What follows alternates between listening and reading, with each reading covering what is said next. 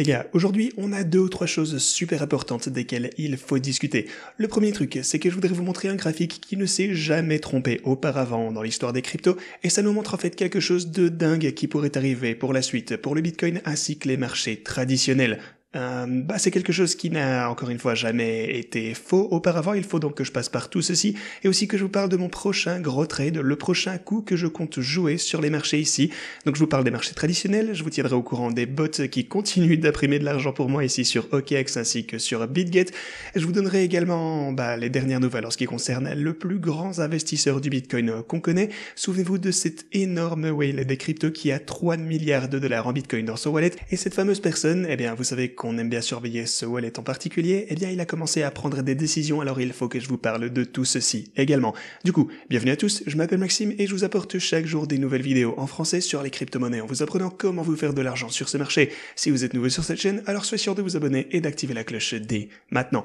Ok, ceci étant dit, allons droit au but. Le premier truc, c'est que sur l'intervalle de 4 heures, comme on commence toujours, vous pouvez voir qu'on a essayé de faire une poussée au-dessus de la ligne orange vraiment clé hier. On n'a pas réussi à le faire malheureusement, on s'est fait rejeter, on a en fait obtenu pour le coup un support à l'intérieur de la boîte orange, et maintenant on essaye à nouveau de percer ceci. Et regardez-moi ça, le bord de la boîte orange qu'on a juste ici sert maintenant de résistance, tout comme il avait pu servir de support pour la plus longue période qu'on avait juste ici, avec 1, 2, 3, 4 et 5 chandelles ici, supportées sur le bord de cette boîte orange. Donc on se trouve encore une fois dans cette fourchette en question, on ne fait que latéraliser, grosso modo dernièrement depuis la dernière semaine, le Bitcoin semble toujours vouloir aller plus haut cependant, mais on doit faire bien attention à cette semaine, parce que au cours des jours qui vont suivre, à partir de mercredi surtout en particulier, donc mercredi, jeudi et vendredi, on va avoir des discours super importants de la part de la Fed, qui va forcément affecter le marché, et ça risque d'apporter de la volatilité.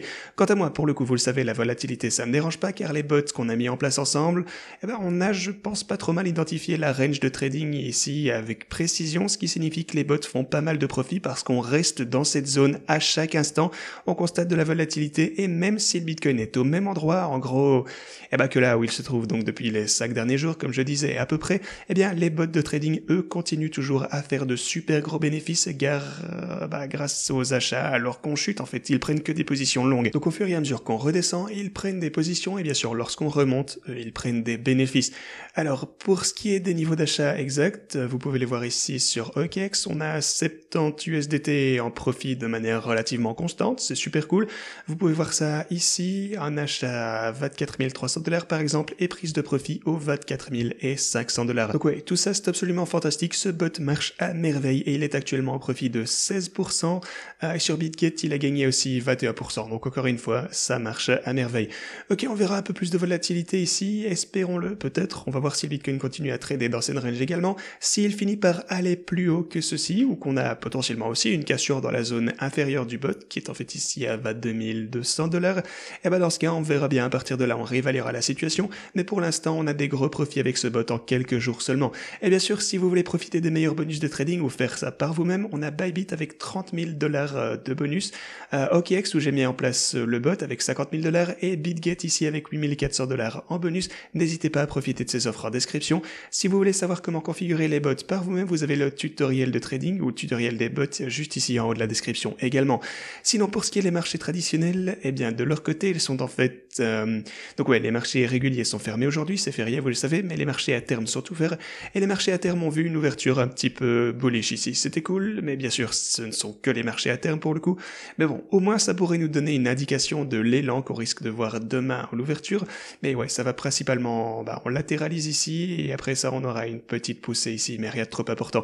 Mardi férié, donc ouverture mercredi, vous le savez. En parlant des marchés traditionnels, je dois vous montrer ceci, car on a... ce qu'on peut constater, c'est que jamais au cours de l'histoire, le S&P 500 n'a atteint un nouveau creux après avoir vu 18 clôtures consécutives au-dessus de sa moyenne mobile de 200 jours. Alors, de quoi s'agit-il concrètement? Si vous reprenez les marchés traditionnels de ce côté, vous reprenez l'intervalle journalier, puis vous activez ici la moyenne mobile de 200 jours, qui est la ligne verte que vous pouvez voir juste ici. Ok, pour commencer, on va peut-être parler d'abord de tout ceci. Donnez-moi un moment pour retirer ça, parce que ouais, le premier truc que je voulais vous dire, en fait, est-ce que vous vous souvenez de cette ligne rouge?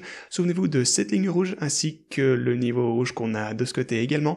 Et je sais que ça fait un bail que je vous ai parlé de ces quelques niveaux, ça fait genre 1 an qu'on parlait de ceci assez régulièrement, mais j'avais suggéré que si on voyait un rallye pour le Bitcoin et qu'on dépassait cette ligne rouge, eh bien c'est généralement là que vous voyez un rallye de marché baissier se terminer et qu'on donc se renverse et qu'on continue à chuter. Et bah finalement c'est ce qui s'est réellement passé, on a bel et bien vu un rallye pour le Bitcoin, et si vous avez regardé mes vidéos, vous le savez déjà que... non pardon, c'est plutôt pour les marchés traditionnels, on a vu un rallye pour les marchés traditionnels, pas pour le Bitcoin, mais bref, on est donc passé au-dessus de la ligne orange, la ligne rouge ici, et c'est au moment où je vous disais, c'est le moment d'être prudent, on va très probablement rechuter, en tout cas s'il s'agit d'un rallye de bear market, et c'est exactement ce qui est arrivé. On a commencé à chuter, et ici, pour le coup, on se rapproche de nouveau de là où on en est, en tout cas, au moins on en est proche, mais je ne pense pas que c'est ce qu'on va voir pour le moment, du bas, genre ouais, de bas jusqu'ici en haut, je pense pas que ce soit un rallye de bear market, et ça renforce encore une fois cette théorie. Pour le coup, on peut revenir un petit peu en arrière, encore une fois sur l'intervalle journalier. Ici, donc, on peut afficher la moyenne mobile de 200 jours pour de bon, qui est donc cette ligne verte, et vous pouvez voir que, ouais, on a clôturé au-dessus de la ligne verte 18 chandelles d'affilée. On a donc 1, 2, 3, 4, 5, 6, 7, 8, 9, 10, 11, 12, 13, 14, 15, 16, 17 et 18 chandelles. Ok, alors, l'histoire peut-elle nous dire quelque chose d'important à ce sujet? Eh bien, comme je l'ai suggéré, à aucune occasion au fil de l'histoire, nous ne sommes descendus dans un nouveau creux, un nouveau bottom, après avoir tradé, après qu'on ait eu 18 clôtures de chandelles consécutives au-dessus de la moyenne mobile de 200 jours. Alors ça déjà, c'est pas plutôt convaincant, et non seulement ça, ils ont également fourni des retours énormes 12 mois plus tard, vous pouvez le constater par vous-même juste ici. Et tout ça, c'est la bourse en fait, ce sont les marchés aux actions qui reprennent de la vigueur, ce qui signifierait également que le Bitcoin va très probablement avoir une grande course pour se rattraper. Alors oui, on fait bien sûr attention à tout ceci, les choses se présentent pour le mieux, pour l'avenir, en tout cas pour le moment. Bien sûr, on va avoir des retraits, des pullbacks, vous le savez, ce sera de toute façon plus rentable ici avec de la volatilité, en particulier avec les bots de trading, mais je voudrais également vous parler de mon prochain gros trade.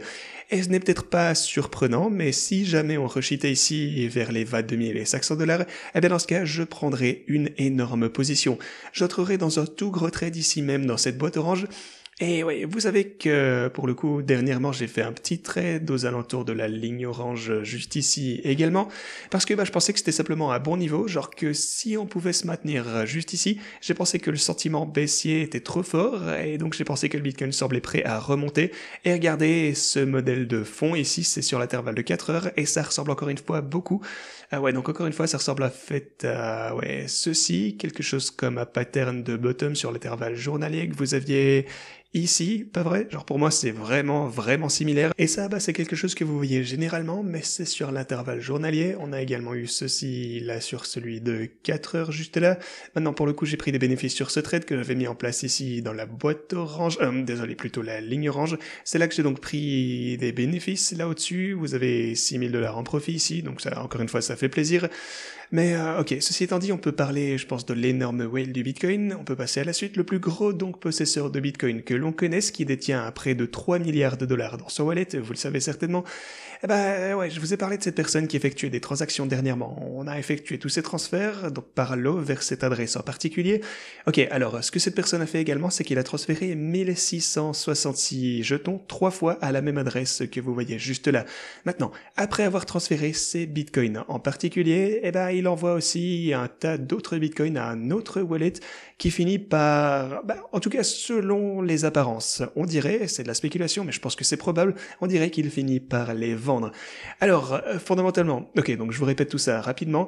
Alors, la plus grosse whale du Bitcoin a tendance à envoyer des bitcoins par lot à toutes ces adresses. À partir de cette adresse, il envoie ensuite des parties de ces bitcoins à vendre. Vous pouvez voir ici 1666, les 3 transactions qu'il a effectuées ici, et qui donc se retrouvent de ce côté.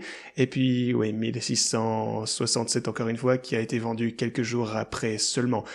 Maintenant, alors, est-ce qu'on a des raisons d'avoir peur? Eh bien, Souvenez-vous de cette whale du Bitcoin, en fait cette entité qu'on couvre depuis environ 3 ans, c'est vraiment, on en parle super souvent sur la chaîne, et cette whale a toujours été super maligne. Si vous avez regardé les transactions qu'il a réalisées, il gagnait toujours énormément d'argent.